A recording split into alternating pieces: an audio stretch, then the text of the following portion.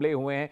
यहां से ये वॉर क्या फर्स्ट फेज वाला जो वॉर था वहां जाता देख रहे हैं, और क्या इजराइल अमेरिका को ज्वाइन करेगा रिटेलिएशन में? संजीव सर।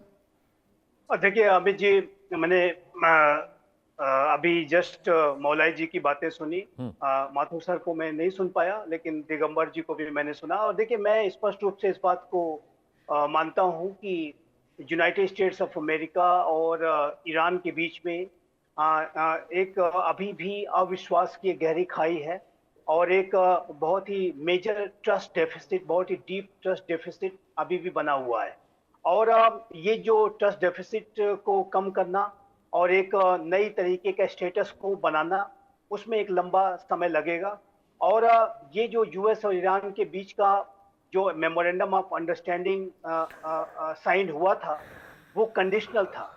और जैसा कि मैं पहले भी लगातार इस बात को कहता रहा हूं कि इस बात पर डिपेंड करेगा कि ईरान की जो इस्लामिक रिजीम है वो कैसा बिहेवियर करके दिखाती है।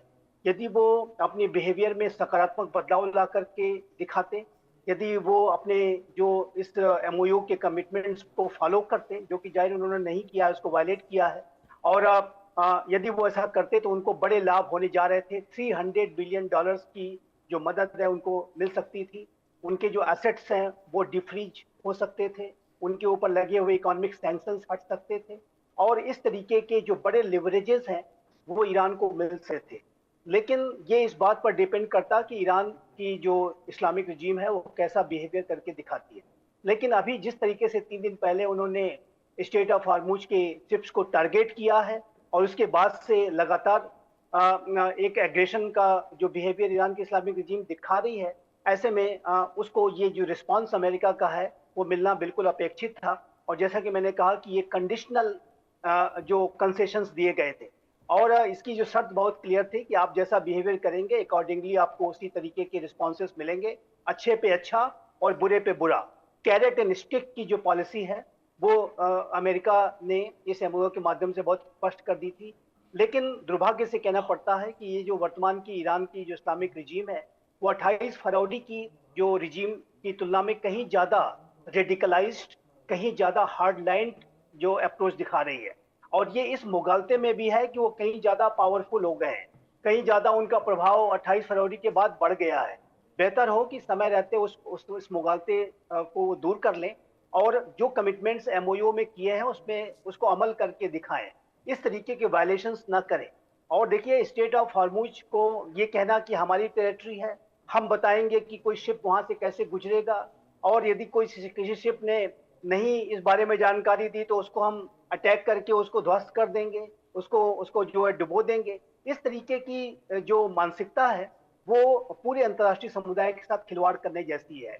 और ये अंतर्राष्ट्रीय जो मैरीटाइम लॉज है उसका भी सीधा सीधा वायलेशन है, क्योंकि ये जो स्टेट ऑफ हॉर्मुज है वो इंटरनेशनल वाटरवेज है जिस पर सभी राष्ट्रों का हक है, और वहां पर फ्रीडम ऑफ नेविगेशन का स्थापित होना नितांत आवश्यक है। और यदि ईरान उसे डिसरप्ट करने की कोशिश करेगा, या इवन कि वो टोल टैक्स तो वो कहते ही रहे हैं, लेकिन यदि वो ये भी कहेंगे कि हम बताएंगे कि आप इस रास्ते से जाएं, और यदि आप नहीं गए तो फिर आपको हम हिट करेंगे, तो ये बिल्कुल गलत बिहेवियर है और अनएक्सेप्टेबल बिहेवियर है। और जब ईरान ने ऐसा बिहेवियर दिखाया, ईरान की इस्लामिक रिजीम ने, तो उसको उसे यथोचित रिस्पॉन्स भी मिला है।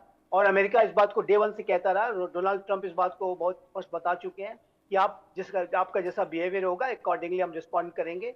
और मेरा देखिए ऐसा मानना है कि ईरान के इस्लामिक रिजीम को बहुत सारे चांसेस लगातार दिए जा रहे हैं। 28 फरवरी के पहले भी उनको नेगोशिएटिंग टेबल पर आने के लिए कहा गया था, लेकिन उसमें भी डिली डालिंग की।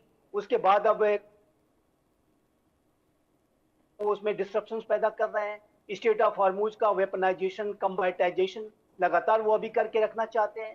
तो यदि इसी तरीके का बिहेवियर ईरान की इस्लामिक रिजीम दर्शाएगी तो मैं इस बात की भी संभावना देखता हूं कि उस रिजीम का जो हश्र है वो वही होगा जो सद्दाम हुसैन के रिजीम का हुआ था। सद्दाम हुसैन को गल्फ वॉर के बाद ऐसा लगने लगा था कि गल्फ वॉर में तो अमेरिका ने कुवैत को के ऑक्यूपेशन को जो है उससे मुक्त करा लिया, इराकी ऑक्यूपेशन से। लेकिन सद्दाम हुसैन को लग रहा था कि वो मैं बच गया और मेरा कोई कुछ बिगाड़ नहीं सकता। लेकिन उसमें लंबा समय जरूर लगा। George H.W. बुश से जॉर्ज डब्ल्यू बुश तक की यात्रा जरूर अमेरिका को उतना इंतजार करना पड़ा, लेकिन अल्टीमेटली इस रिजीम का फॉल हुआ। तो ये जो ईरान के इस्लामिक रिजीम को इतिहास से कुछ सबक लेना चाहिए, और अपने बिहेवियर में सकारात्मक बदलाव ला करके दिखाना चाहिए। Right sir. तभी इसका जो भविष्य बेहतर बन सकता है। अदरवाइज अगर इसी तरीके का बिहेवियर वो दिखाएंगे तो ये आने वाले समय में इसका भी अगर कोलैप्स हो जाए तो उसको लेकर के आश्चर्य नहीं होना चाहिए। और ये जाहिर है कि अगर इस तरीके की वॉलेटिलिटी वो पैदा करेंगे तो ये पूरे अंतर्राष्ट्रीय समुदाय के साथ खिलवाड़ भी करेंगे और अंतर्राष्ट्रीय समुदाय की भी राइट सर। जहां कहीं भी थोड़ा बहुत सपोर्ट भी मिल रहा है वो भी समाप्त हो जाएगा। तो